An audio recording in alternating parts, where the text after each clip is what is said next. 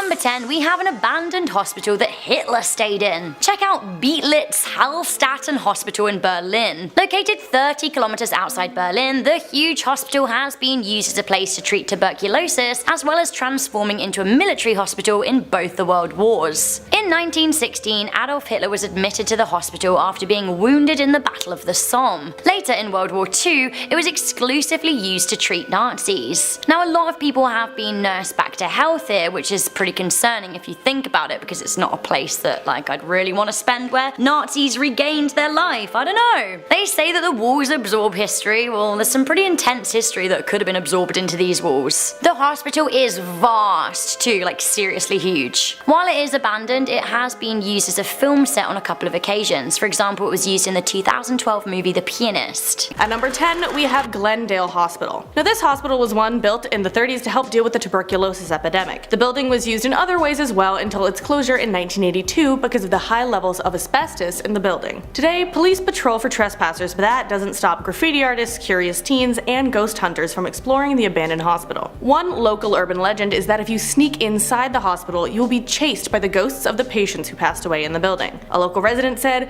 "My friend went there and swears he saw a ghost watching him from the shadows. And after that, he won't go near that place anymore." Also, a group that went in to explore heard whispered responses to their questions through EVP, and they also heard thuds and bells. Lastly, they caught light anomalies on camera, and they said they couldn't really debunk them as being dust or bugs. Starting us off at number 10 is the Transallangi Lunatic Asylum. Located in West Virginia, the beautiful estate opened up in 1863 and was originally meant to house 250 people, but ended up housing close to 2,500.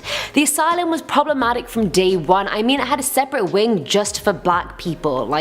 Either way, by 1881 it was disastrous. The hospital was infested with patients, rooms meant for one now housed 4 or 5 people, and the farm and dairy couldn't even meet the demand of so many people, and patients soon began to starve and their mental conditions declined. Patients were uncontrollable, they wouldn't listen to the staff. Most wild patients were actually locked up in cages to save space and just save the staff.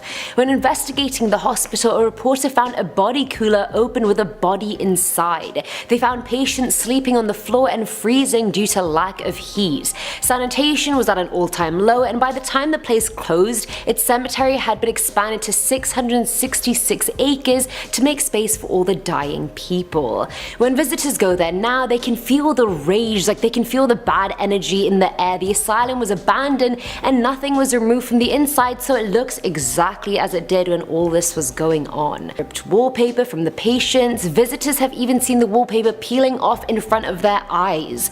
Screams and howls from different wings of the building, cages rattling like someone was taking their anger out on them.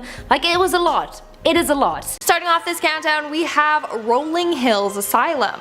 Established in 1827, the Rolling Hills Asylum was originally a working farm that was converted into a home for the less fortunate. Then it went on to be a place for widows, orphans, alcoholics, criminals, and individuals with mental illnesses. But it closed its doors in 1974. Apparently, it's said that over 1,700 people died there. Hundreds are currently buried all over the property in unmarked graves, which makes this place very haunted. Visitors claim to have heard screaming and doors slamming. Others have seen the apparition of Roy Cruz, a 7.5-foot tall man who died there in 1942.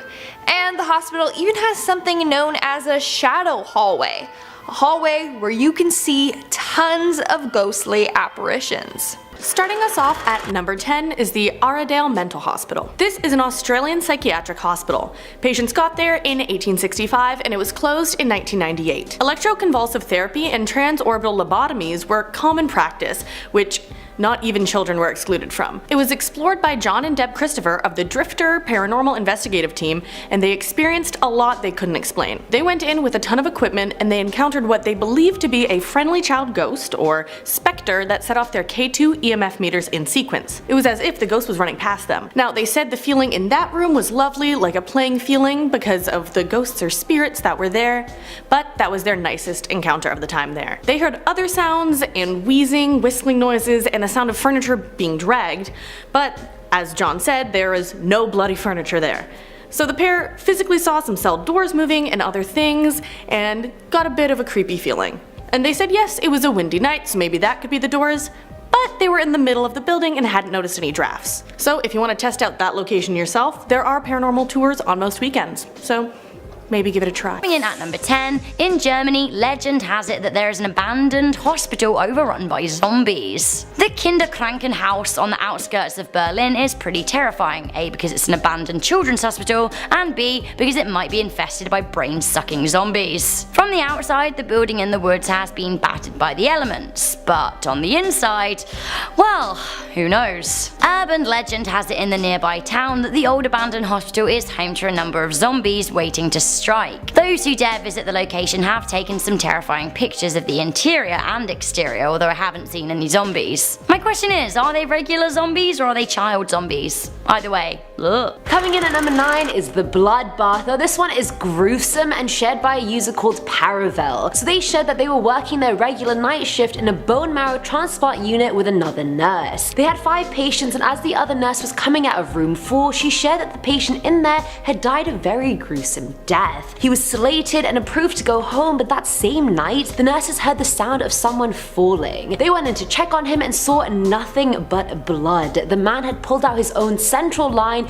and there was blood everywhere, like it was a bloodbath, Game of Thrones, a red wedding style. He died right there and then, and no one knew why he did it. He was literally free to go. But get this, a few weeks later, a little old lady gets moved into that same room, and she asks if anyone had died in there. The nurse brushed it off, saying people die in the hospital all the time, but the old lady replied by saying, no, I think a young guy died in here because he's talking to me right now. Now this woman also has a central line, and later that night, the nurse goes in to check on her. Again, an utter bloodbath. Her central line had been cut. Not pulled like the other guy, it was proper cut. There was no scissors in the room, and all the lady said was he did it. Right, enough of that. Starting us off at number 10 is Underwater. Jade Raven on Reddit wrote about a 9-year-old that was in child psych as an acute inpatient. The reason? The mother of the child refused to allow them to have another lollipop, and his response was far from normal. He calmly and purposefully drowned a toddler. The Redditor wrote that there was no spark of anything in that 9-year-old's eyes. No life, no humanity, it was stark cold, terrifying. So basically, an emotionally attached toddler felt detached from the actions that sent another kid to their end. Starting off this countdown, we have the teeth. The first patient on this list did something so gruesome to herself that you may just want to stop eating for a second while I tell the story. So according to the nurse that shared this story, this patient was known for inflicting harm on herself. She was known to rip out all of her hair till there was none left on her head or body. That was one of her habits. One day when they went to go check up on her, they found her with blood all over the floor and blood coming out of her mouth. The patient had pulled out most of her teeth, some of which she actually swallowed. The image of her just sitting in her room, bloody teeth surrounding her, has haunted the nurse ever since. Coming in at number 9, we have Denbigh Asylum. Denbigh Asylum is a former psychiatric institute in North Wales. Now, over 1,500 patients were lobotomised on the grounds between 1848 and 1995. Not only that, Welsh MP George Maitland Lloyd took his life in the asylum in 1949. Urban explorer and filmmaker Lee Riley shot an incredible piece of footage on a DJI Phantom 4 drone flying over the old abandoned building. It's kind of hauntingly beautiful. Lee also ventured inside and took some photos of the crumbling building. Talking about his urban exploration, Lee said the building just sits there. He said it's weird to see how nature is just taking over. It's sad in some ways, but I feel proud to be one of the few people to see the places in their current state. On to number 9, Old Toole Hospital. This is also known as Asylum 49 because this old home for nursing and other things also is part-time an attraction. Nurses that used to work there claim that 3 different ghosts lived there as well. A nurse in white, a man in black, and a little girl. The nurse in white became known when nurses would visit patients who said they had already been visited by a nurse in white already, but there was no nurse that wore white at the nursing home. Next, the man in black was said to be a terrifying apparition that manifested at 3 in the morning. And lastly, there was a little girl that would show up when patients were soon to die. Children's laughter could be heard in the halls, and that tended to be a sign that patients would pass away soon. This pattern of 3 mirrors the rumor that patients died in groups of 3 at the now abandoned hospital. So, while ghost tours are available, be warned. The spirits there are said to scratch visitors or even call out to them by name. Number 8. Seaside Sanatorium. This fortress made of brick was designed in 1934 by architect Cass Gilbert. I mention this because it used Tudor Revival architecture, essentially massive terraces facing the sea that wrap around the main building, aiming to help get children that were there get more sun. As I mentioned before, that was a main method of treatment for TB at one point. Now, once treatments for TB improved, the use of the building changed. After being a sanatorium, it was a home for the elderly, and then a traditional medical hospital, and then lastly, a hospital for intellectually disabled people. Sadly, in its final form, the hospital staff were frequently accused of abusing patients, and the hospital became known for its high mortality rate. It closed in 1996. Now, the abandoned hospital is home to persistent rumors of paranormal activity. Teams that have investigated have caught different EVPs of children's laughter or spirit orb photographs. Some claim to see objects moving of their own accord or swing sets that appear to be in use when no one's on them. Coming in at number 9 is Old Changi Hospital. Now this one just legit looks like the set of the horror movie from my nightmares. Crumbling corridors, peeling wallpaper. The abandoned hospital located in Singapore was built way back in 1935. It was used for the British ARF, and when they withdrew 7 years later, the Japanese used it as a prison camp for British soldiers and anyone they deemed to be anti-Japanese. It's said the Japanese secret police had their base there and were known to be ruthless. Many prisoners were tortured tirelessly till they died. Some say they used to impale the severed heads of prisoners on stakes and put them out in public. It was bought in 2006 to be turned into a resort, but that fell through. Some say it was because of financial troubles, while others blame it on the hauntings. Visitors have heard screaming on the property and seen shadow people during the night and day. Some have even seen the apparitions of bloody soldiers walking through the hall, and the creepiest one for me by far is the ghost of a little boy that just sits and stares into the distance. A movie was shot in the hospital, and the cast and crew said they heard loud noises and voices and saw a floating woman with a black aura. Groups that go in there tend to have a member disappear, and when they reappear, they all tell the same story. They were following another member away from the group to a desolate part of the hospital when a figure would come and tell them they should never return. Upon exiting the hospital, that member would just disappear completely.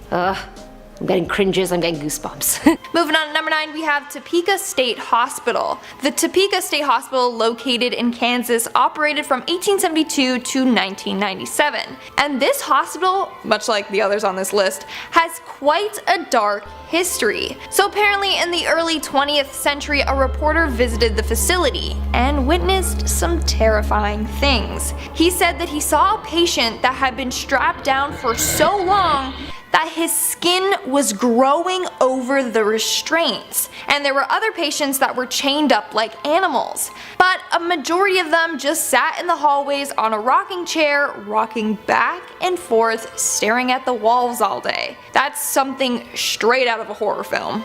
At number 9 is another Australian asylum, Beechworth Lunatic Asylum. So we have talked about this place before, but that's because it's worthy of so many of our lists. A lot goes on there. It's haunted by many ghosts, including a specter that people have seen lying on the ground below a window. That woman specter was pushed out the window because another patient wanted her cigarettes. Now, one of the scariest sections of this asylum is the area that practice electroshock therapy.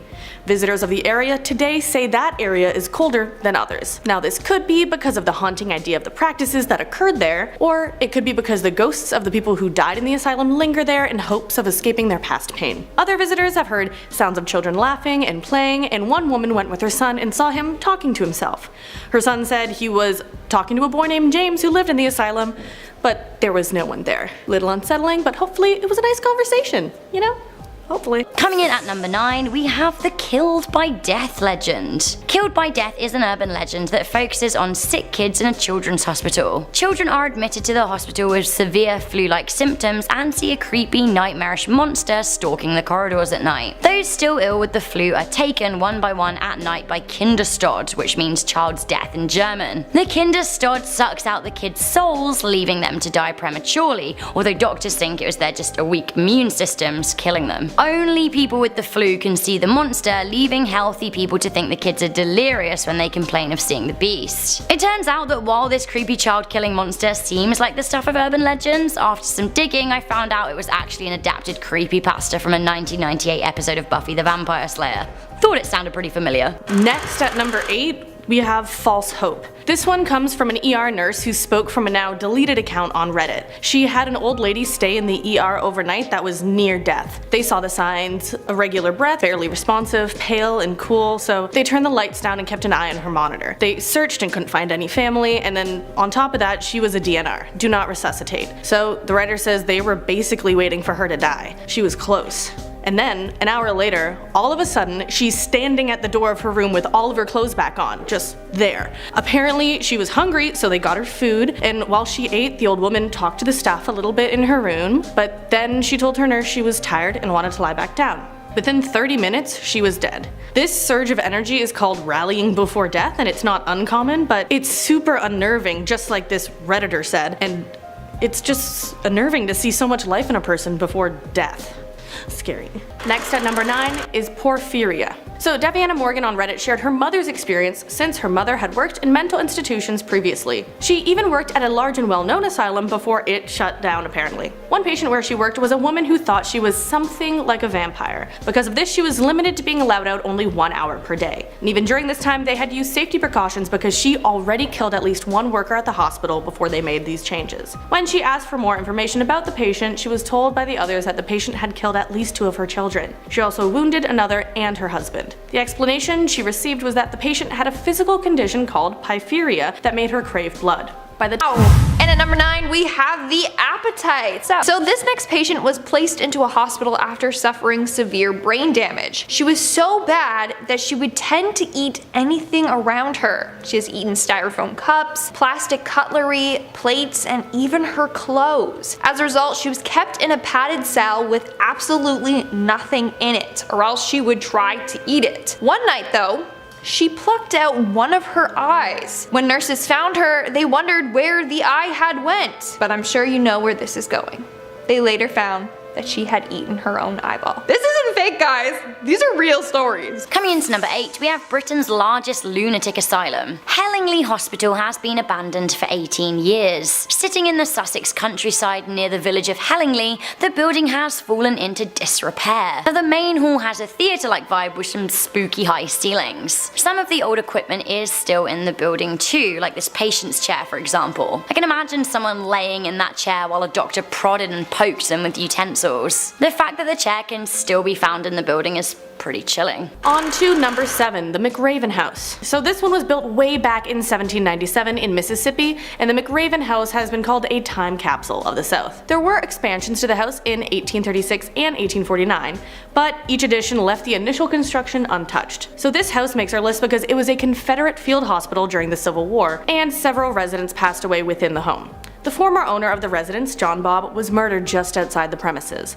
but the most active spirit that haunts the house is said to be Mary Elizabeth Howard. She was originally the lady of the house. She died in 1836 shortly after giving birth in one of the upstairs bedrooms. Her presence is rumored to be behind a bedside lamp in her old room turning on and off, unexpectedly and just any time. At number 8 we have Beechworth Asylum. Located in Victoria, Beechworth was surrounded by 106 hectares of farmland, making it self-sufficient for one, but also extremely isolated for two. And it was very easy to get put into Beechworth. All it literally took was a signature from a doctor saying you were unstable, and in you went, my friend. If you went in there, chances are you stayed in there till you died. Only a third of the patients actually ended up getting out.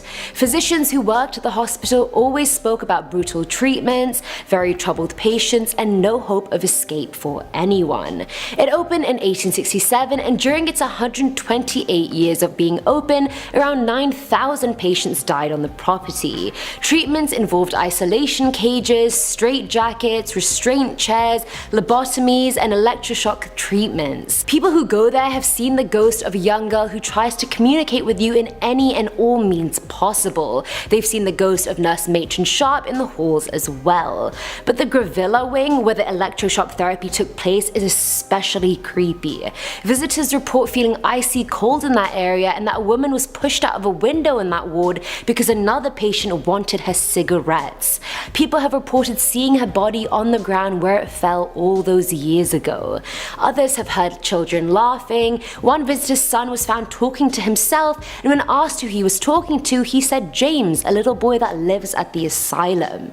In our 8th spot, we have the Transallangi Lunatic Asylum. The Transallangi Lunatic Asylum began operating in 1964 and was designed to only hold 250 patients. However, it was soon housing more than 2,400 patients, which was very problematic. The place was extremely overcrowded, and patients started to become more and more violent. Soon they were starting fires and attacking the staff. In 1994, the asylum was forced to close due to a lot of violations. Now it's said that the building is haunted from the souls of the mistreated patients. In fact, the building is open to ghost tours if you want to go do some exploring. On to number 8. Poole Park in Wales. Now, this building in Wales was used for many different things, but one use was an asylum. The Gothic-inspired architecture only adds to the creepy effect this abandoned building has. And while it may transition into another building, that hasn't stopped many from exploring its sites while they can. Jason Griffiths, of a group called the Ouija Brothers, saw his friend attacked by an aggressive spirit and possibly even possessed here. He wasn't even surprised at the time. He said, "There's a very dark, heavy presence at Poole Park, and if you don't listen to it and pay it attention, it makes itself known. You can feel when he's near, the surrounding energy becomes heavy." Now, it's a very active site in terms of the unknown and paranormal, with people having their shirts tugged by mysterious forces, to seeing figures in windows of empty rooms. Coming into number 8, we have the Red Wristbands urban legend. The Wristband story is a creepypasta about a doctor who sees dead people. Basically, the story goes that Dr. Ullman was working as a surgeon and unfortunately couldn't save the life of one of his patients. As a signifier that the patient was dead, Dr. Ullman placed a red wristband on the deceased. After cleaning up and taking a moment, Dr. Ullman hopped into the hospital elevator to take a break in the cafeteria. As he was heading downstairs, a woman in a hospital white gown hopped in after him. Ever the gent, Ullman asked what floor the woman was heading to. She said she was expected in the morgue. Baffled, Dr. Ullman noticed another patient trying to jump in the elevator, but unfortunately they missed as the doors closed in his face. Ullman locked eyes with the man before the doors shut. He went white, he thought he'd seen a ghost. The lady asked what was wrong. He said that he thought that the man was a patient who had just died. The woman asked how he could be sure, and Dr. Ullman said that he was wearing a red wristband. The woman then smiled, held up her arm and said, "Like this one?" The elevator went down. Now at number 7 is Speak Back to Me. Now this story comes from a travel nurse called Courtney, and if you don't know what a travel nurse is, it's basically a nurse that travels across the country and works at a new hospital every 13 weeks. Now Courtney shared that she was working at an ICU at the time, and she had a patient there that would only repeat what was said to her and say nothing else. Now that day Courtney was with her all night, and she started telling her all the ways she had apparently died, saying things like, "I died because I took too much insulin, I died because of narcotic overdose, I died on a sunny Sunday afternoon," and so on. Now Courtney kind of brushed it all off as the patient was troubled, but then she looked up at the ceiling and said, "They're all still here." At that point Courtney was like, "I'm gonna up the hell out of here," and ran out of the room. If that was me, I'd be like, "Medicate, honey. I'm not here to be hearing you talk about the ghosts of deaths past. I'm here to do my job and then leave." She further shared that once she was caring for a blind patient who continuously asked her what time it was all night. She left and came back a while later to check in on her, and all the patient said was, "It's the witching hour." Court looked at the time, saw it was 3:33 AM and walked out, and hopefully never returned, because I sure damn would have not. Next at number 8 is With Bare Hands. So Never Got Challenger was another Redditor that's mom was a nurse. During her mom's time in the neuropsychiatric ward while in grad school, she had one terrifying experience that stuck with her. It happened during a routine room check on night shift. All the patient's doors should have been closed, but after rounding a corner she saw an open door, and on the floor were a staff member's legs sticking out. When she got to the room she saw why the staff member was downed. The patient in the room was a woman with severe postpartum psychiatric disorder, and she had gouged out both of her eyes with her bare hands. She was just sitting there, cross-legged, holding her eyes in her palms. The first staff member to find her like that had a heart attack, and the mother who told this story said she performed CPR on the downed staff member. And while she did that, the patient just sat calmly, holding her eyes. Coming in at number 8, we have Jane. According to this person that shared the story, Jane was a young lady that had a lot going on, but she wasn't diagnosed yet. The first night at the facility, the staff found Jane in her room in a puddle of blood. Turns out that Jane was picking at the skin on her legs. She managed to pull her skin up on her leg and was degloving her own calf. Jane also had other strange habits. Every night before bed, she would perform the same ritual. She would run from wall to wall, touching them in a crucifix pattern. She would do this for hours before finally going to bed. But one night, a worker heard Jane screaming late at night. When he went to go check in on her, she was standing at the doorway smiling. When the staff said, "Jane, what's wrong?" she replied with, "What makes you think you're speaking to Jane?" No, that's possession.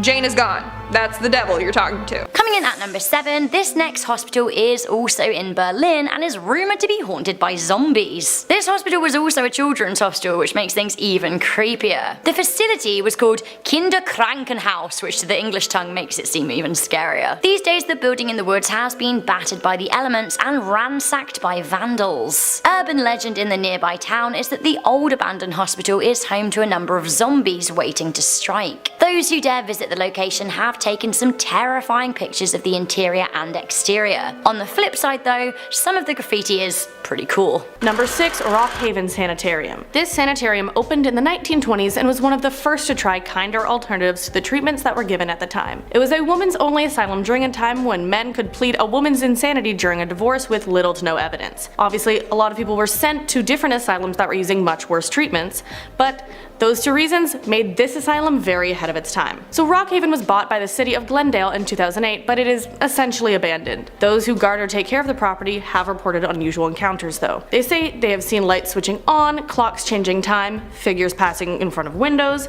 disembodied voices, knocking on the walls, and items appearing out of nowhere. The biggest item that has appeared out of nowhere is, amazingly, a piano.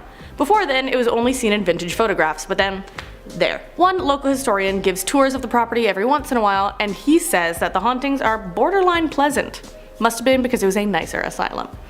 Haunted though, nonetheless. Filling at number 7 slot is the Athens Lunatic Asylum. Contrary to popular belief, this one is located in Ohio, not Athens, Greece. It opened its doors in 1874 and housed violent criminals, children, war vets, etc. and performed lobotomies on the daily pretty much. It was known for lobotomies, and that is not a good look, my friend. A lot of employees were trained to do these kind of procedures, but a lot of them weren't. The asylum's first ever patient was a 12-year-old girl with epilepsy who was thought to be possessed by a demon. I'm so glad our mental health knowledge has developed this much that it doesn't happen anymore. Like, we can't have that. The asylum itself was beautiful, you know, it had gardens, livestock, a dairy. It was like a retirement home, not a hospital. All patient and staff information was kept strictly under wraps, and it stayed mysterious, like you can't even access any information about who was there unless you file paperwork with the state of Ohio. 1,930 people were buried on the property, but if you thought you could find out their identities that way, you're wrong. Each headstone is simply marked with a number and nothing else. Rumors of staff killing patients were rife because of that, and these rumors weren't helped by the fact that in 1978 a female patient disappeared only to be found dead in an abandoned ward ages later. Even till this day you can see the stain on the ground where her corpse was. I feel like I'm gonna be making this face after every story. In our 7th spot, we have the Metropolitan State Hospital. Located in Massachusetts, this hospital opened in 1930 for patients with mental illnesses. But in 1980, something sinister happened that gave the hospital the nickname the Hospital of Seven Teeth. So back in 1978, a patient named Anna Marie Davy went out for a walk on the grounds, but she never returned. In 1980, the patient Melvin Wilson came forward saying that he had killed her and buried her body parts all around the grounds. Not only that, he kept 7 of her teeth as souvenirs. Hence the nickname, the Hospital of Seven Teeth. But that's not the only bad thing to happen there. Years before this incident, in the 1960s, a bunch of patients were accidentally poisoned, but this has never been confirmed. In 1992, the hospital was closed after psychiatric care in Massachusetts became more privatized. At number 7 is Eloise Hospital. In its busy days, over 12,000 patients lived there. It was nearly its own city, pretty much. It had a lot to provide for them. Now, when people have explored it nowadays, they have heard moans, roars, and screams on the grounds of the old psychiatric hospital. An employee reported that children saw a figure he couldn't see, and that the buildings had strange shadows. The basement of this building is especially creepy as it was flooded by water for many years and wasn't explored for a very long time. When it was explored by a group called Detroit Paranormal Expeditions, they described their experience as eerie. They heard shuffling noises as if some of the old resident spirits remained, and although it undergoes transformation into a mixed-use residential complex, it is assumed that the spirits haunting the area still remain and their emotional energies are lingering there. Coming in at number 7, we have the popular real-life urban legend that you should never go to a hospital at the beginning of a fiscal year because you'll get hurt. Ooh, fiscal year, talk sexy to me, top 10 list. Love me a fiscal year. Seriously though, this is actually an urban legend. People think that if they go to a hospital, particularly like a training hospital, they're likely to suffer an injury at the hands of doctors. Why? Because the new fiscal year marks a new intake of junior doctors who are inexperienced. While there is some slight evidence to back this up, healthcare providers insist that this is just an urban legend. Coming into number 6, we have babies switched at birth. We've all heard the urban legend of 2 babies born in the same hospital getting switched at birth, right? They're then brought up by the wrong families, and on their 18th birthday they find out they were actually switched. It's a classic. There was even a TV series about it on ABC. This is actually what happens sometimes though, guys. How scary would it be to realize that you were actually from a whole other family entirely and you could have had a very different life? Now this happened to Doris Grudenwald, born in 1990. 27 years later, following routine blood tests, she found out that she'd been given to the wrong family. Speaking to local news outlets, she said, "My whole body started shaking. It was like the ground under my feet disappeared." The woman from Australia took university hospital grads to court, and the medical facility were ordered to pay 90,000 euros in damages. Honestly, I don't feel like that's enough though. Alright, on to number 6, a shriek and a goat man. Now, this isn't the shrieking goat like that Taylor Swift cover. This is a story that comes from the mother of Danger Moose, or Danger M-U-U-S, on Reddit. She was on night shift, the mother, in a hospital in Arizona going room to room when an old lady told her about a goat man trying to get through the doors. This woman was an insomniac, so the mother didn't think anything of it. Then, a blood-curdling shriek rang out that people heard all around the hospital. People were freaked out, and then a few looked out the windows where they found hoof marks by the doors and windows, with no trails leading to or from them. That insomniac clearly knew something was up, and it must have been the goat man causing that shriek, right? Either himself or through nefarious means? On to number 7, we have slicing. This story comes from Huge Pianist on Reddit who worked at a facility. The hospital had a young woman in their custody with a number of issues. On her first night, she was found during a routine check laying in a puddle of her own blood. She had been slicing the skin around her shin with her fingernails and was in the process of pulling her skin up her leg. Try not to picture it. She also had a nightly ritual. She ran between walls in her rooms and touched them in a crucifix pattern. It would go on for hours until she sat on her bed and went to sleep. There was one night though when her running was more frantic. She was screaming in her room late into the night. The staff went to check on her and reported that she stood in the doorway with a smile. The staff asked what was wrong, and Jane replied, "What makes you think you were speaking to Jane?" Creepy. In our 7th spot, we have the threat. Honestly, if I worked at any of these places, I don't think I would ever sleep again, especially after hearing this next story. So this next individual worked at a hospital, particularly with older patients. It was around 2:30 in the morning, and the staff was going around making sure all the patients were still in their rooms sleeping. But when they approached the room of an 83-year-old woman, they found her sitting straight up in her bed, just staring at the wall. They walked into the room and told her to lie back down and to go to sleep. Then she turned around and said, "They're coming for you, dear." Then she started laughing, like she let out an evil cackle. Afterwards, she lied back down and said, "I'm going to miss you when they take you." Yeah, I wouldn't sleep anymore if that happened to me. Sleep? Yeah, we don't know her. Coming into number 6, we have Kings Park Psychiatric Hospital in New York City. Kings Park is on Long Island and it opened in the late 1800s. At the time it opened its doors as an asylum, it was the largest state-funded mental institute. The facility came complete with railroads to bring in supplies. The facility expanded and eventually suffered from overcrowding in the 1950s. By the mid-1990s, it had run out of money and was closed down. While people can explore portions of the grounds, the buildings are kept away from the public eye. Now that hasn't stopped urban explorers gaining a glimpse though, and I have to say it looks really terrifying. Like most scary abandoned hospitals, it's surrounded by woodland, and I can just imagine patients running through the trees trying to escape. YouTube channel Vocative made a whole video about this place and you should check it out. Also, here are a few pictures from the inside. I think the paintings on the wall are especially scary. I'm not talking about the graffiti, I'm talking about the kind of absurdist ones at the back. Like, what is going on there? On to number 5, St. Ignatius Hospital. The St. Ignatius Hospital operated from 1893 to 1964. It was a private hospital that struggled financially until it closed down. It was sold in 1968 and used as an assisted living facility. It was officially shut down and abandoned in 2000. Today, it is said that the ghosts of the former patients have reclaimed the halls of the hospital.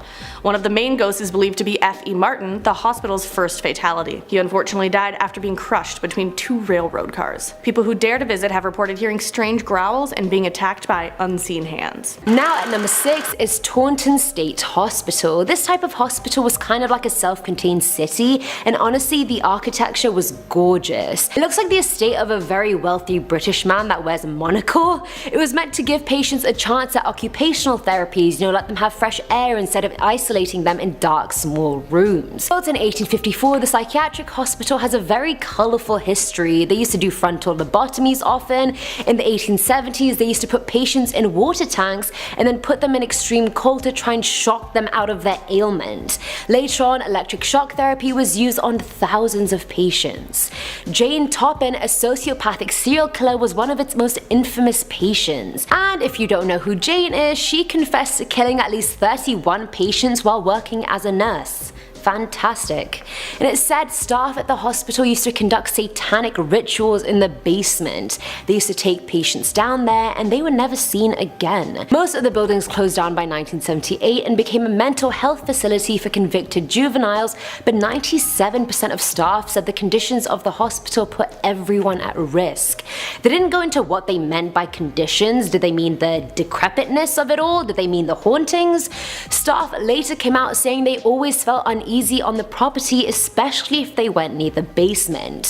One was even driving back there at night and saw screaming patients in the windows that weren't there. In our 6th spot, we have Rancho Los Amigos. In 1888, Rancho Los Amigos, located close to downtown LA, was originally created to assist people living in poverty. Over time, the hospital expanded and was home to the elderly, homeless, and individuals with disabilities. But over the years, it ended up changing to become mainly a mental hospital. The hospital was in full operation until the 1950s, when it started to shut down its wards, including the mental hospital. That's when they discovered the hospital had a more dark past. In 2006, after the hospital was abandoned, a freezer was discovered in the morgue.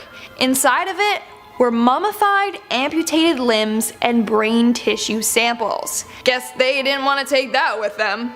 But this makes you wonder what really went down in this hospital. The original building is now abandoned, but it has moved to another location and is now called Rancho Los Amigos National Rehabilitation Center. Let's move on to number 6, Nameless Sanatorium in Finland. Now, this was built as a tuberculosis sanatorium and was replaced with a mental hospital in 1932. The mental hospital was shut down in 1989, and since then, local rumors have spread of sightings in the hospital. The local lore talks about 2 different legends in addition to mysterious lights showing up in the building. The first legend is that the hospital is haunted by a spirit of a young girl who died there. She causes cold drafts, lights to flicker, and taps on the shoulders of people as if it's a playful game. Now, the second legend is that an apparition appears on the roof. It looks like a woman, and then she jumps off, causing onlookers to panic. But when they get to her to help, she's disappeared. But let's not hold on any longer. Okay, so this is a crazy story at number 5. We have toxic blood infecting a hospital. On a cold February evening in 1994, a 31-year-old woman, Gloria Ramirez, visited a hospital in Riverside, California. The woman was ill and had previously been diagnosed with cervical cancer.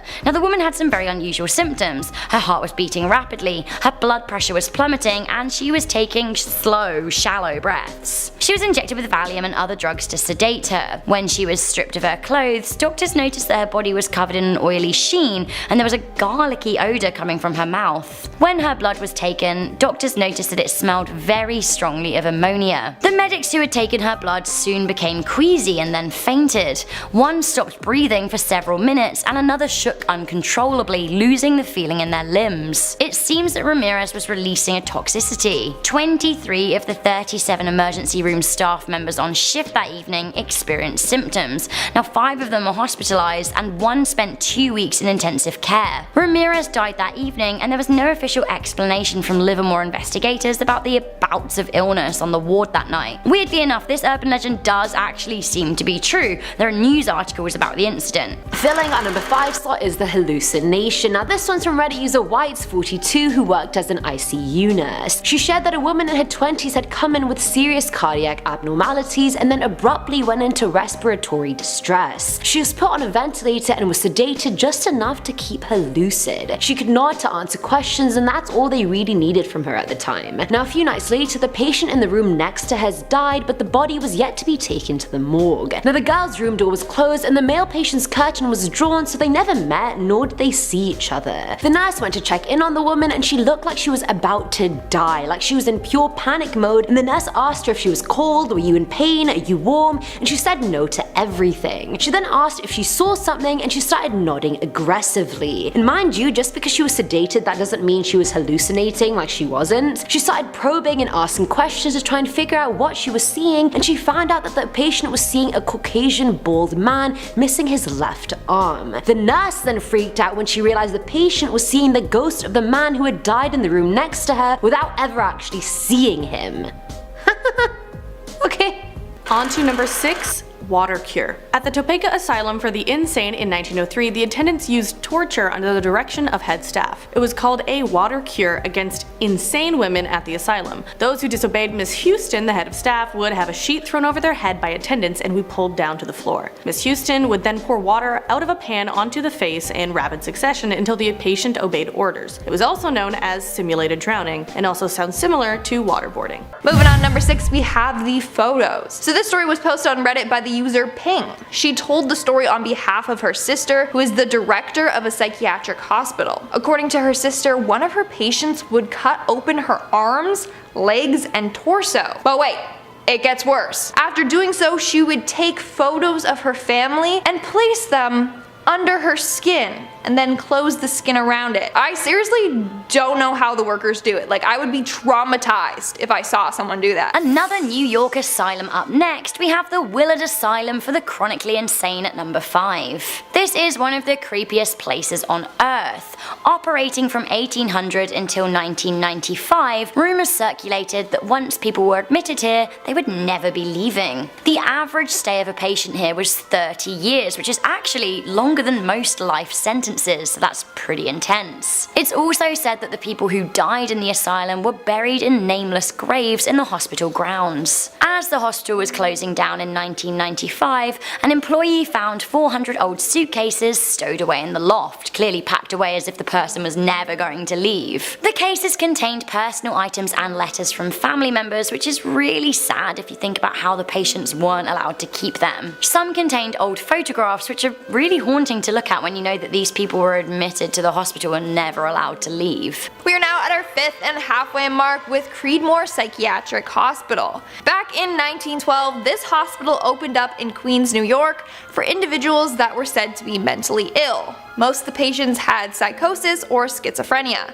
It started off as a small institution with only 32 patients, but in 1959 it housed more than 7,000 patients. As a result, the hospital was very crowded and understaffed. In the 1970s, rumors spread like wildfire about murders, attacks, and suicides all happening in the hospital. In fact, it's said that one nurse hid a patient in a straitjacket across across the throat with a club, which ended up crushing his throat, and as a result, he died from asphyxiation. Shortly after, the asylum was closed and left to rot. Let's jump to number 5. We have Transallangi Lunatic Asylum. Now this asylum opened up in 1864 and was built to house 250 people for treatment, but it swelled up to almost 2,400 people in the 1950s. The asylum even offered money to anyone who dropped off a patient, which obviously led to people who shouldn't have been admitted to be admitted. Now the spirits of the asylum range in their stories. There was a little girl named Lily who was born in the asylum, a man named Jesse who died of a heart attack in a bathtub, some Civil War stories, and one story of a patient who was brutally murdered by his roommates. Allegedly. Now, the ghosts in here are known to turn lights on and off, some like cigarettes, and this location is an asylum you can tour for yourself as they now charge for historical and paranormal tours. You can even stay overnight, but you can't sleep there. This urban legend also turned out to be true. We have the story of Dr. Death at number 4. Dr. Death is the legend of a seemingly loving family doctor who would charm the elderly with his care. Secretly though, he was actually kinda evil, convincing the vulnerable OAPs to write him into their wills, and he would slowly kill them off with lethal drug combinations. When they died, he recorded their death as old age and would pocket their money. Now it sounds like a murderous creepypasta, but actually, it's true. In the late 90s in South Manchester, United Kingdom, Linda Reynolds of Donnybrook Surgery expressed concerns about the high mortality rate of Dr. Harold Shipman's patients. Police were alerted but unable to initially gather enough evidence. 6 months after the initial claims, police found sufficient evidence that Dr. Shipman was spiking his elderly patients with diamorphine and forging their wills. In total, Harold Shipman is thought to have killed over 215 patients between 1975 and 1998.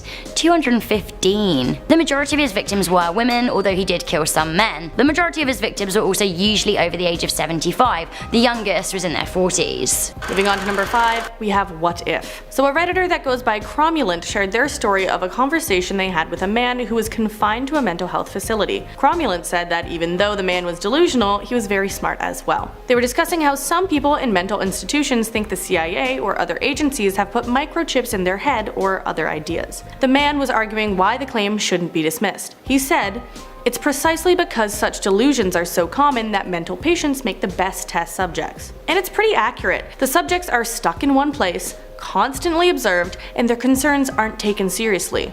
How could someone know? Imagine being in a place where people trap you there for your own safety, and refusing their rules leads to more isolation. And then add onto that the idea that you can't trust your own thoughts. It's a scary place to be. We are now at our 5th and halfway mark with the biter. Reddit user OmniChronos shared the story of one of her patients. So she worked at a juvenile psych unit, and one of the patients she had was very suicidal and distraught. Because of this, she would tend to bite chunks of skin and flesh out of her own shoulder. She had to be placed in restraints and her head strapped back because of this. Now, here's where it gets interesting. Apparently 3 years later, she was on a bus headed to an interview for a graduate psych program. While on the bus, she was approached by a nicely dressed girl. The girl asked her if she worked at a psych unit. She then went on to say that she was the girl that used to bite the skin off of her shoulders. She was doing completely fine now. Like, that's amazing. I'm so happy that the girl is doing fine. Also, it's pretty cool how they just randomly bumped into each other like 3 years later. This is really scary because several murders took place in this hospital. We have the Gabler Children's Center at Metropolitan State Hospital in Waltham, Massachusetts. This children's center was not a nice place to be. In a book written by Dina Williams on the topic of abandoned insane asylums, she reveals how the center was once amid a scandal of accidental poisoning. On top of that, the location has garnered the nickname of the Hospital of Seven Teeth due to a nasty murder in the 1970s. A patient named Anna Marie Davey was pounced upon and murdered by a fellow patient, a deranged man named Melvin Wilson. When police finally investigated him, they found that he had chopped up her body and hidden it in 3 separate graves. It seems that Wilson kept 3 of her teeth as a souvenir. The hospital closed in 1992. While some parts of it have been demolished, some scary abandoned buildings still remain, concealing the dark history. So,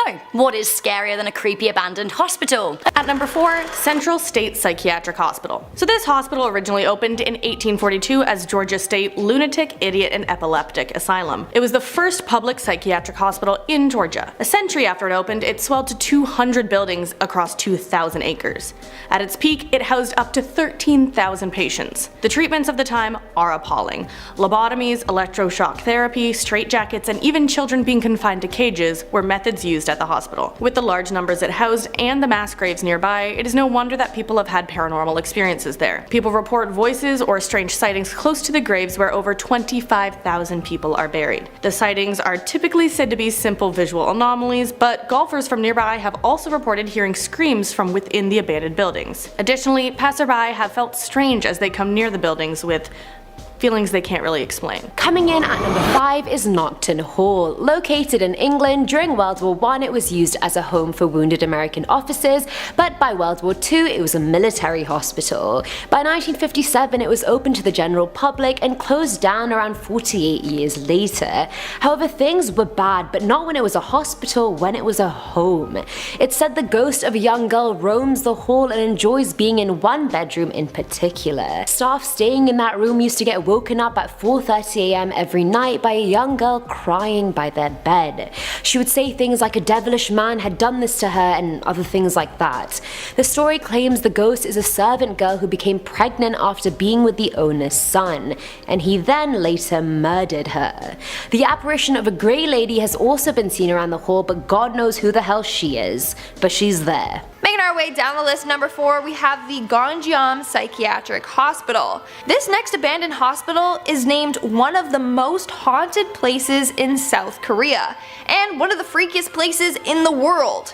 In fact, it's home to tons of urban legends. One legend states that the owner of the hospital was insane and kept the patients as his prisoners. Another version of the legend states that patients at the hospital started dying mysteriously, and that's what forced the hospital to close. In reality, the hospital closed in the 90s due to unsanitary conditions and lack of funding. Apparently because of this, the owner left the country, leaving no documentation behind about this building, so it was just abandoned. But to this day, people are convinced that the hospital is haunted. In fact, thousands of people break into the hospital each year just for the chance to catch a ghost.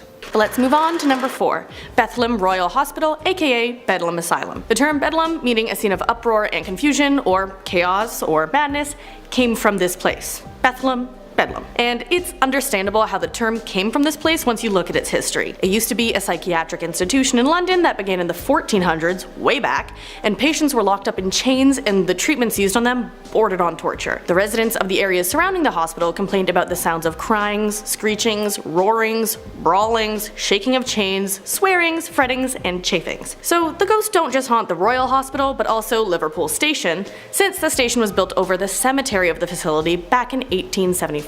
In the late 18th century, screams were heard in the area, and back in 2000, a ghost was recorded on closed-circuit TV at the station. So the ghosts all over London at that point, just because of that one place.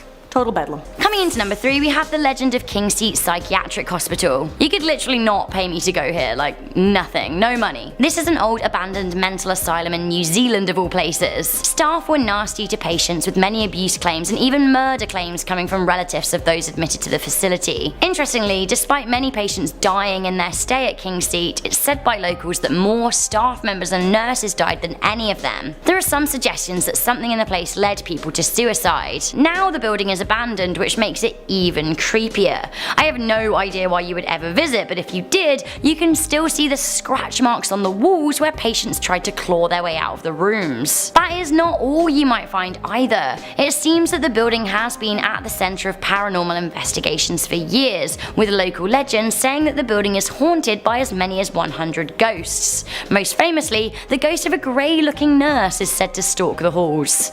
Just get me away from there. At number 4, followed by death. This comes from another deleted account on Reddit. A staff member at a skilled nursing facility was typically working in the Alzheimer's ward and had a troubling string of experiences. First, they heard someone shuffle behind them, and then they feel someone put a hand on their shoulder while they're in a linen closet. So when they turn around, they see no one there and the door is still closed, so it was a bit freaky. Then, another lady began to complain to them for 2 weeks straight every night that a man was coming into her room at night. That being in the Alzheimer's ward, the author of this post didn't take it too seriously, saying they'd check in on her throughout the night. At the end of the 2 weeks of complaining, the staff member asked what the man looked like, just out of curiosity. The woman said, "He's real handsome and wears a black suit. Oh, he's right behind you now, honey," which justifiably freaked the writer of this story out. There was no one behind them, and as for the old lady, she died the next night in her sleep. So was the person in the suit death following them? Is that what they felt with their hand on the shoulder on the hand? I leave it to you. Next at number 4 is Inside. This one comes from Atheist Comic. There was a patient with severe brain damage that was kept locked in a padded cell naked. She wasn't given access to anything that she could put in her mouth. This is because she would try to eat it every single time. She would eat anything. The examples given were styrofoam cups, plastic cutlery, and plates. Then one time on a full moon, she snuck a plastic spoon from a tray on the way to the bathroom, and with it she plucked one of her eyes out. This was despite her restraints and attendants, and in the end, they found the eyeball in her stomach. As I said, she ate everything. In our 4th spot, we have the lost identity. This story starts off with a pretty dark backstory. So this next individual worked at the dental clinic of a psychiatric hospital. One of the patients that she will never forget is a man named Terry. Here's where it gets dark. When Terry was young, he witnessed his sister get killed by their stepfather. As soon as this happened, Terry took on the personality of his sister. He was 100% convinced that he was her. As a result, he would often dress like her. Even now, as a grown man, he would wear little girls' clothing. He would also cut pictures out of little girls and attach them to a string in which he would wear around his neck, like a necklace. Even though the pictures of the girls were random and from magazines, he was convinced that they were his friends. Terry was never violent at all. He was just simply a boy who saw a tragic death at a young age that literally broke him. And that makes me so sad. Poor Terry. A creepy abandoned mortuary, basically a hospital for the dead at number 3. This is absolutely disgusting. Memorial Mound in Kentucky was left abandoned for 18 years with corpses left to rot inside. Caskets were disintegrating and bodies left in blue plastic bags. Weirdly, coffins were elevated off the ground and found left decomposing. Gross. Embalming liquids still remain in their tubs too, which is really weird. Some of the interior walls and fabrics appear to be moulding, which is also gross. The site was closed down in the year 2000 and was left abandoned since. Now the buildings, bodies and all, were rediscovered in 2014 and are now for sale. But I've got to ask, who on earth would want to buy this building? It is horrifying and more than likely totally haunted. What is worse than a creepy abandoned? Number 3, Fairfield Hills State Hospital. This hospital opened in 1931 as a hospital to accommodate the overflow of patients from other nearby mental hospitals. Like other psychiatric hospitals we have talked about, the patients were treated harshly at the time. Until it was closed in 1995, the halls of the hospital were filled with stories of abuse, electroshock therapy, invasive experimental surgeries, suicides, and mysterious deaths. Eyewitnesses claim to have experienced hauntings within the walls. They have seen a dark, shadowy figure rounding corners quickly and have felt like they have eyes watching them. When they go to investigate, the figure had disappeared. Now the hospital is heavily guarded and trespassers are not welcome, so who knows what's going on inside. At number 4 is the Ararat Lunatic Asylum. Said to be Australia's most haunted building, this mental institution is the largest abandoned asylum on the continent. It opened its doors in 1867 and 100 people died yearly, whether they were staff, patients, or prisoners. Now you're probably like, what do you mean prisoners? Ararat used to house the most criminally insane, evil people in the country, and it was also a place for people suffering from mental illness. It used to house around 1,000 patients and 500 staff members, and in the 130 years that it was open, there were around 13,000 deaths. These days, the asylum is used for ghost tours, and boy, oh boy, is this place haunted. Visitors have been known to faint unexpectedly, have waves of nausea and pain hit them out of nowhere, and methodical banging sounds can be heard everywhere, and it's most likely the sounds of patients hitting their heads against walls. I mean, the dead patients. But the J ward is where it gets bad. The J ward housed the asylum's most infamous patients like Bill Wallace. Bill shot his friend over a cigarette and then was declared insane. He died there after being held there for 67 years. Another one was Gary Webb, who mutilated himself 70 times and would say nothing but shout, "Get out." When guests go into J ward, they feel like they're being shoved and bitten. The sound of ticking clocks, the desperate shrieking, the shouts of someone saying "get out." It's literally an invite to hell. Get out? Poor, you do not need to tell me twice. You don't even have to tell me once. You won't even find me in there. Filling our number 3 slot is Penhurst State School and Hospital. Previously previously known as the Eastern Pennsylvania State Institution for the Feeble-Minded and Epileptic. What a mouthful. The hospital opened its doors in 1908 and housed around 10,000 people and went through 79 years of controversy before officially shutting down. The campus was literally huge. It could have been a mini town on its own. It even had its own railroad. Patients sent there were seen as too unfit for citizenship, and the commission did not want them to intermix their genes with the general population. The hospital's chief physician believed every person in there could have been a potential criminal. The hospital's reputation declined rapidly when many residents came out saying they had been neglected and abused. 9 employees were charged for slapping and beating patients, many wheelchair-bound, and forcing patients to assault each other. Patients would have unexplained bruises on them from the staff, and it was horrible. Nowadays, many of the buildings have been torn down, but paranormal activity is rife. Voices, footsteps, screams, abrupt temperature changes, wheelchairs moving on their own, items thrown out of nowhere. It's like the building and the spirits are just working together to show you how bad they used to have it. Audio recordings have picked up on voices saying things like "go away" and "I'll kill you" and "why won't you leave?" Need I say more?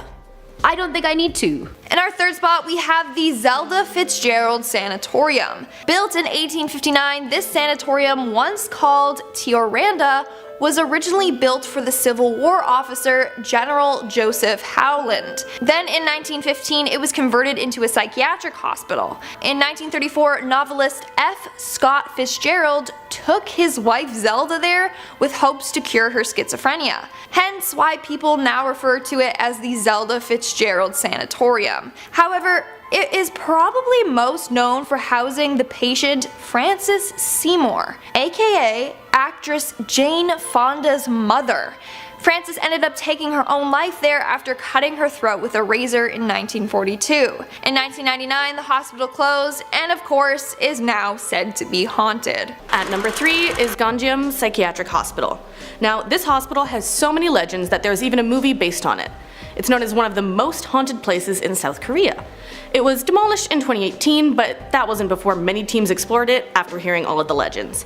It is said that it closed suddenly in the 90s due to an overwhelming amount of patient deaths. There were stories of mad doctors gone insane in doing experiments on the patients.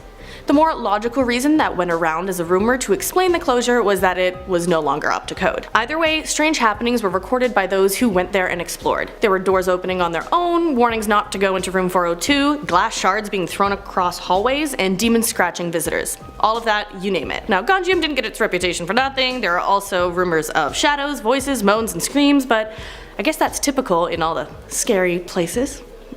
Not fun. Coming in at number 2, we have the legend of the Russian sleep experiment. The Russian sleep experiment was a hospital experiment that was said to have taken place in Soviet Russia on political prisoners during World War II. Russian doctors were reportedly fascinated by the reason why people sleep, what would happen if people didn't, and the use of sleep deprivation as torture. Prisoners were told that they would be freed if they took place in a 30-day experiment. Allegedly, a special gas was used by medics to keep patients awake. For 5 days, patients were seemingly okay-ish, but after the 5-day mark, they became increasingly paranoid and erratic. After 9 days, they started screaming until they tore their vocal cords. The patients then began smearing their feces all over the room that they were in. After 14 days, the captives became very quiet and claimed that they no longer wanted to be free. In this time, one of the test subjects had passed away. When the gas was turned off that kept the guys from sleeping, the patients actually screamed that they wanted it back on. They did not want to go to sleep. Some of them had torn muscles and skin from their bodies, with some organs even being removed and thrown on the floor. Eventually, the patients could no longer be described as human or even human looking. When asked what they were, one of the subjects smiled and said, "We are you. We're the madness that lurks within you, all begging to be free at every moment, your deepest animal minds. We are what you hide from in your beds every night. We are what you sedate into silence and paralysis when you go to nocturnal haven. Right, I mean this probably is just an urban legend, but honestly, who knows when it comes to war crimes committed by Soviet Russians. At number 3 is the Grim Reaper. Now this one's from Redditor Scary Kerry 91476, and boy oh boy are you guys not ready for this one. So Kerry is an intensive care nurse, and she shared that back in 1999 she was in a 12-bedded ITU in London. She was in charge of the nurses station, and she looked up to see a man coming through the double doors of the unit. And that image just stuck in her mind even 20 years later. It was like he had been plucked out of 1974 and dropped into 1999. He was wearing cord pants, a check shirt with a patterned tank top on top, and platform shoes. He looked about 30 years old, and he just very calmly walked towards the bay of patients. Now Kerry had no idea who he was, so she asked him, and he responded by nodding and then just continued walking. Alright then. He went and stopped at the end of a patient's bed and just looked at them. He didn't touch them, there was no contact, he just made eye contact. The patient was sick but very stable, but as the man was looking at them, they suddenly started deteriorating in front of Kerry's eyes. Staff rushed over to assist him, and they were just acting like the man wasn't even there. And with that being said, he exited as calmly as he had come in. The patient ended up dying, and Kerry asked the assisting staff who the man was, and none of them had even seen him or remembered any man even walking in that day. So Kerry thoroughly believed that she saw the Grim Reaper at work that day. And Kerry, I bloody agree with you. Next up at number 3, Hide the Knives. A tech in Psych years ago shared their experience too. They met a 7-year-old kid who was sent there because the mother was afraid of her own son. She kept finding mutilated animals in their backyard, and neighbors' pets were disappearing. Also, the young boy hid knives around the house and then lied about it to his mom. Then, if they ever had an argument, the boy would get violent and threaten to kill his mother. She would also wake up to him standing beside her bed and staring at her, and so she set up locks on her bedroom door after that. She brought him in after she discovered over 50 knives hidden under his mattress. The people in the hospital described him as robotic in the way he talked. It was as if he was saying what he expected people were wanting to hear. He looked through people, not at them. The person who posted this story believes they met a 7-year-old psychopath. Moving on to number 3, we have the carvings in the wall. This next worker was in charge of keeping an eye on a group of certain patients. One of the patients was a pretty shy guy named Tom. He had trouble speaking, so he often would just not speak at all. He had been in the hospital for about a month now and would often keep to himself. What's weird is that he would often sleep on the floor under his bed. Nurses just assumed he might be frightened and that he felt safer sleeping under his bed, so they allowed him to do so. One morning though, the nurse went to check on Tom and found him staring at the wall. His hands were covered in blood. Some of his fingernails were missing. They removed Tom from his room, and she inspected the room to see what went down. The nurse followed the trail of blood to under his bed. When she moved the bed, she was horrified at what she saw. Tom had carved a bunch of drawings into the wall with his fingernails. The drawings were satanic. The freakiest part? Tom had written, "He's coming," on the wall, in his blood. Who's coming? The devil, clearly, so get out of there. Dead Person Hospital, a creepy abandoned mental asylum riddled with ghosts. Give number 2 your best smile is the Say Ying Pun Psychiatric Hospital in Hong Kong. This hospital was the sole asylum in Hong Kong between 1947 and 1961. The building was later abandoned in the 1970s, however it seems a number of ghostly spirits were left behind. Supernatural spirit hunters have reported mysterious footsteps and sounds of a woman wailing. Worst of all though, some people who have been unlucky enough to be in the building at night have reported visions of an evil man bursting into flames, whilst other reports seeing decapitated ghosts just stalking the halls at night. The most scary and haunted hospital in the world has also been the spot of many murders and suicides. And number 2 is the Kuhn Memorial State Hospital. So the history of this hospital starts back in 1830. It was the Vicksburg, Mississippi hospital treating patients mainly diagnosed with smallpox. The hospital also served the wounded during the Civil War. It officially closed its doors in 1989, and although the new owners boarded up the property in the early 90s, trespassers quickly made their way into the buildings. Paranormal investigation groups have reported seeing full-body apparitions and shadow figures roaming the building. They say you feel the presence of the past patients of the building as well. Many visitors also say they have heard the usual bangs, bumps, and footsteps commonly heard in spirited destinations. It is also known far and wide as a hotspot for paranormal activity, with groups that investigate apparitions and EVPs recorded there. While one group of ghost hunters were exploring the abandoned Kuhn Memorial State Hospital, they found the body of a missing woman. Now at number 2 is Kuhn Memorial Hospital. This has to be one of Mississippi's most haunted buildings for sure. The hospital was open for well over a century before being closed down in 1989. When it initially opened, it was for the smallpox outbreak, but later tended to Civil War soldiers, and then later the yellow fever outbreak. Well, we have a lot of outbreaks as a species, don't we? The hospital itself is a maze of rooms and walls. Some are knocked down, most are spray painted, it's just a whole mess. And despite being abandoned pretty much right after it closed, many paranormal teams have been inside and have seen shadow figures climbing up the walls. Yes, up the walls, and not just floating around the hallways, up the walls. Their cameras captured disembodied voices saying, "Oh my god," and the voice of a little girl saying, "Want to come play with me?" Why do dead kids always want to play? I don't want to play with you, like leave me alone. The worst discovery happened in 2015 where a group of ghost hunters ventured into the hospital to check it out. You know, adrenaline junkies, I don't know, I don't get it. Now they ended up finding the murdered body of a missing woman near the entrance, but her blood trails indicated she had come from inside. Her body had been dragged from the second floor in the middle of the hospital to a grassy area outside. Most of her blood was found on the steps. I just need a minute to comprehend this. In our second spot, we have Athens Lunatic Asylum. Yes, that's the actual name of this asylum. Located in Athens, Ohio, the asylum was built in 1874 for patients with tuberculosis. However, over the years, it became way too overcrowded and understaffed. As a result, patients were being mistreated. Over the years, the hospital turned into a place for the mentally ill. This is when the man, Dr. Walter Jackson, comes into play.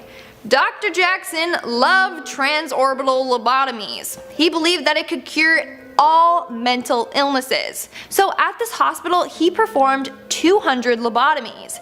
I'm telling you right now that many did not go so well. But that's not the only freaky thing to happen there. A patient known as Margaret Schilling went missing while in the ward. A month later, her body was found locked in a room in an abandoned section of a ward. In fact, her decaying body left a nasty stain on the ward's floor that can still be seen today. But let's go on to number 2, Letchworth Village. Letchworth Village was a residential institution that opened in 1911. Now it is overtaken by nature, as it has been just left to be. People who walk among the buildings report feeling overwhelming sadness. Visitors also report hearing furniture scraping across floors in the buildings, heavy footsteps, disembodied whispers, and tapping, knocking, and rapping on the peeling stained walls. So similar to other paranormal places, there are rooms that become suddenly cold, but there is just so much paranormal activity at Letchworth. There are possible poltergeists that fling belongings and turn lights on and off, plus people record a lot of EVP phenomena. Now the scariest thing a group reported was that they came across a 7-foot tall apparition with its legs bent back. It stalked towards them with glowing white eyes. If I saw that, I don't know what I would do, probably run away very quickly. And others have felt pushed, shoved, or held down by mysterious forces while exploring, so if you decide to check it out, be warned.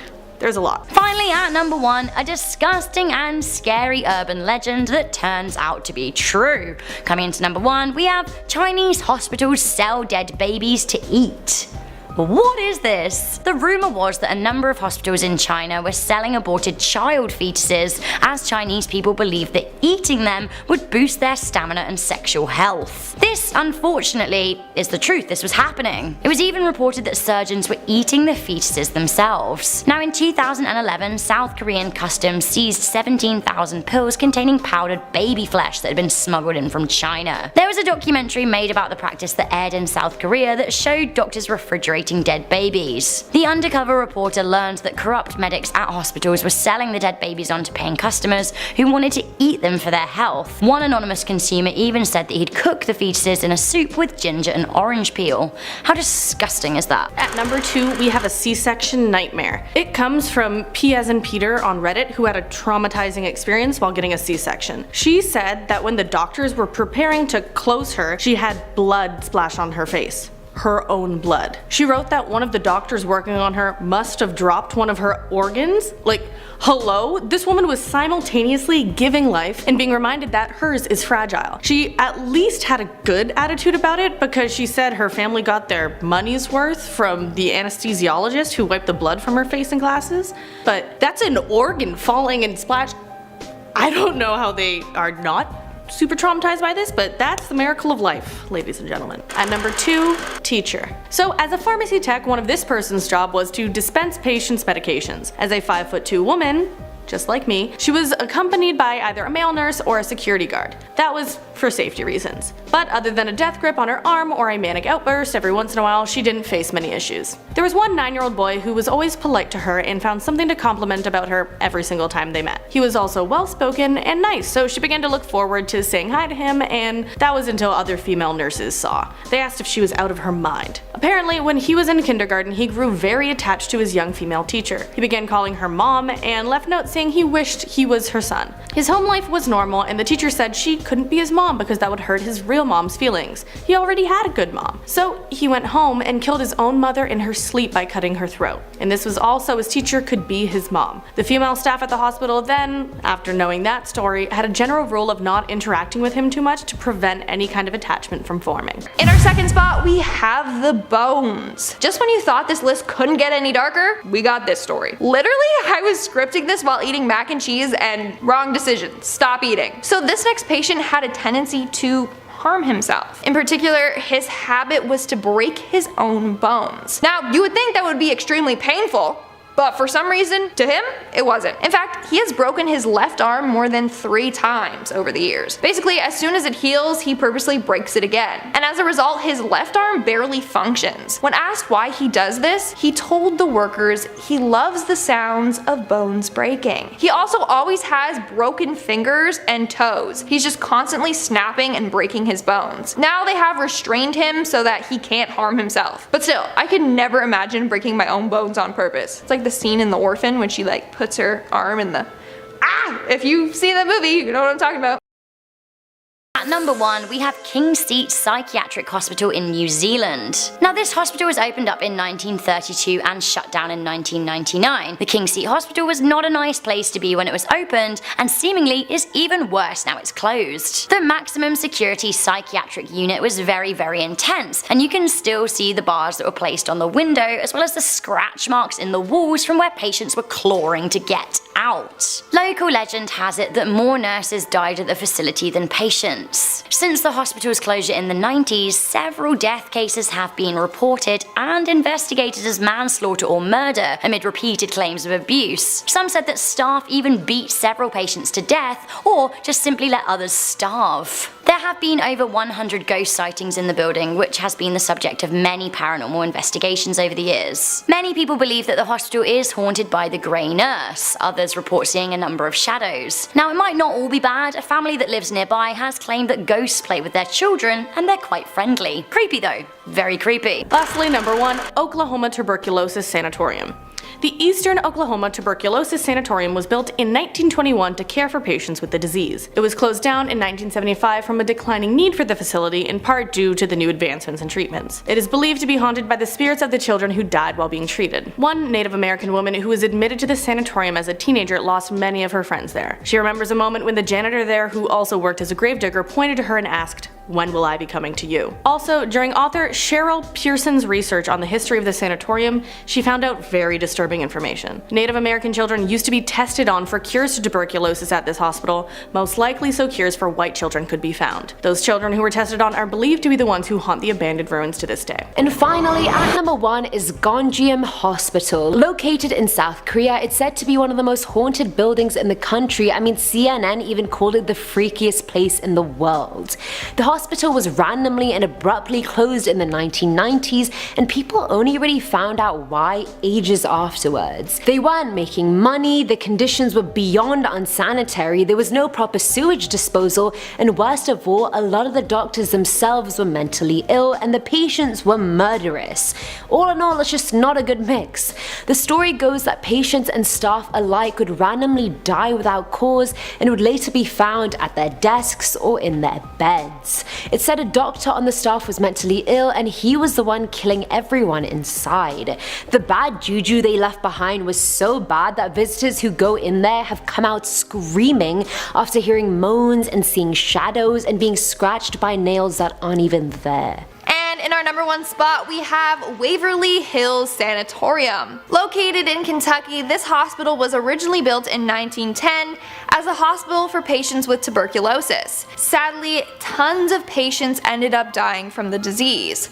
The hospital did more harm than good. Rumor goes that the hospital was mistreating their patients and conducting experiments on them. In fact, they had an area in the hospital called the death tunnel or body chute, where they would dump the deceased. It's also said that one nurse hung herself in room 502, and in that same room, another nurse died from falling out of the window. The hospital closed in 1961 upon the discovery of an antibiotic that could treat and cure tuberculosis. As a result, there was no need for the hospital. Now it's said that it's an extremely haunted building. Apparently, people have seen tons of apparitions there.